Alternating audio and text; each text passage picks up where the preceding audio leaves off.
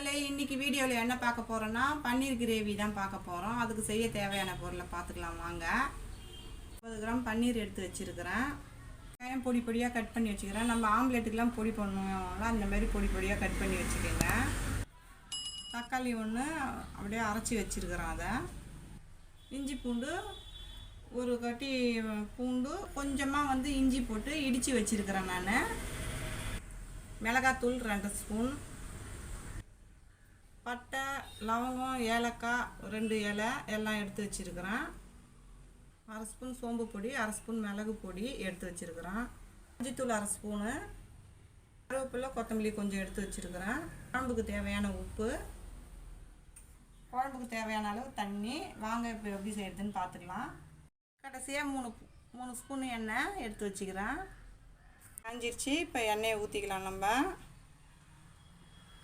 நல்லா காயட்டும். நல்லா காஞ்சிருச்சு. பட்டை லவங்கம் ஏலக்காய் பிரிஞ்சி இலை எல்லாத்தையும் நம்ம இதில் போட்டுக்கலாம். பொடியாக நறுக்கின வெங்காயத்தையும் போட்டுக்கலாம்.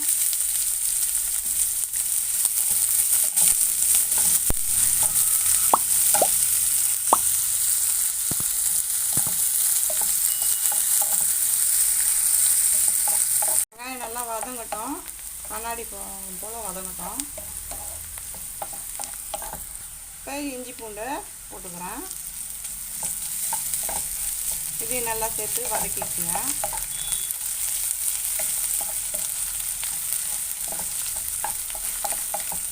இஞ்சி பூண்டு பேஸ்ட்டு நல்லா வதங்கிச்சு. இப்போ அரைச்ச தக்காளியை இதில் சேர்த்துக்கிறேன்.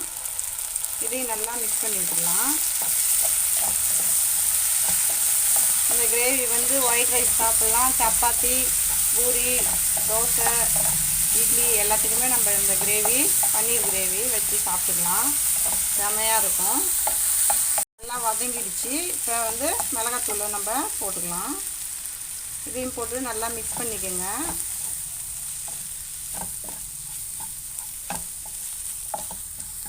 அரை டீஸ்பூன் மஞ்சத்தூள் போட்டுக்கிறோம். அதில் இதையும் போட்டு நல்லா மிக்ஸ் பண்ணிக்கலாம். தேவையான அளவு தண்ணி நான் ஊற்றிக்கிறேன். அதில்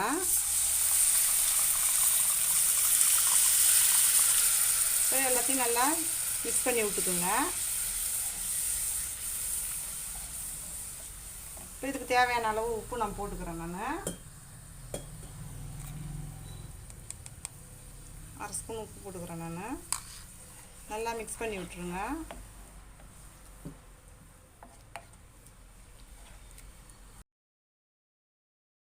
நம்மளோட சேனலில் வந்து பன்னீர் பிரியாணி, பன்னீர் 65, பன்னீர் டிக்காலாம் போட்டிருக்கோம். அதை வீடியோட எண்டில் வந்து கொடுக்குறேன், மறக்காமல் அதையும் செக் பண்ணி பாருங்கள்.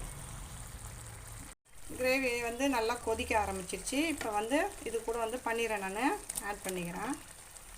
போட்டு நல்லா மிக்ஸ் பண்ணிக்கோங்க.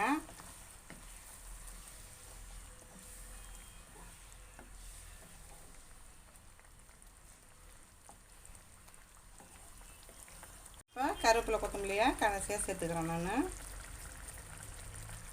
இதையும் சேர்த்து நல்லா மிக்ஸ் பண்ணிக்கோங்க.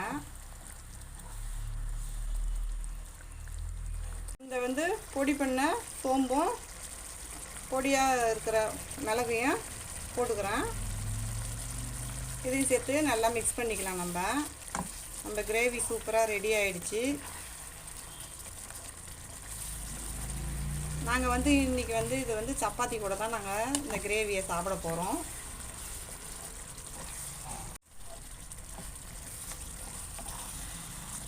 பன்னீர் கிரேவி சூப்பராக ரெடி ஆகிடுச்சு. இதை நான் வேறு ஒரு பவுலுக்கு மாற்றிக்கிறேன். பன்னீர் கிரேவி சூப்பராக ரெடி ஆகிடுச்சு. இந்த வீடியோ பிடிச்சிருந்ததுன்னா லைக் பண்ணுங்கள், ஷேர் பண்ணுங்கள், கமெண்ட் பண்ணுங்கள். மறக்காமல் நம்ம சேனலை சப்ஸ்கிரைப் பண்ணிவிட்டு பக்கத்தில் இருக்க பெல் ஐக்கான் கிளிக் பண்ணி ஆல்னு கொடுத்துருங்க. தேங்க்ஸ் ஃபார் வாட்சிங்.